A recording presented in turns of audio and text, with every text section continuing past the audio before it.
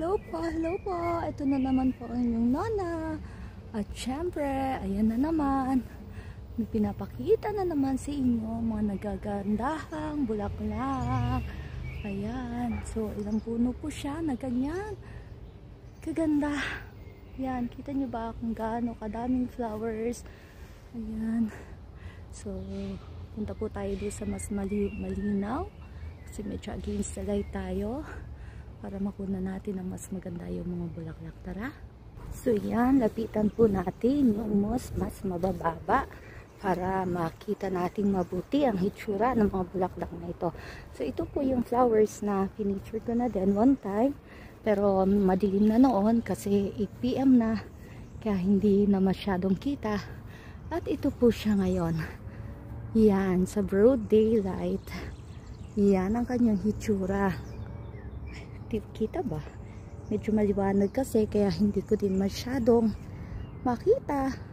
Pero ayan, lapitan na lang natin para makita natin talaga kung gaano sila kagaganda. O diba? Sobrang ganda at nakakatuwa. Ayan nga, ilang puno siya na ganito kadadami yung kanilang mga bulaklak. Ayan, no? Kaya naman talagang habang naglalakad ang Nona ay pinaplano na kung paano makukunan ang mga magagandang flowers na to. Kumbaga nakaset na sa isip ko na bago ako umuwi pagkatapos ng aking walking session ay alam na video at ipapakita ulit sa inyo.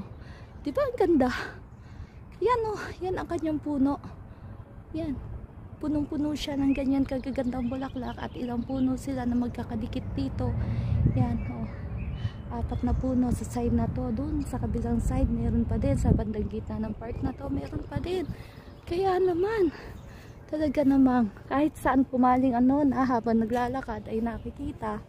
At syempre, isinet na sa utak na bago umuwi ay i-video malapitan. So yun lang po, pinakita ko lang po sa inyo talaga kung gaano ito kaganda at talaga naman po as usual, busog na naman ang mata ng inyong Nona. So yun lang po, maraming salamat po and thank you for watching ulit. God bless po.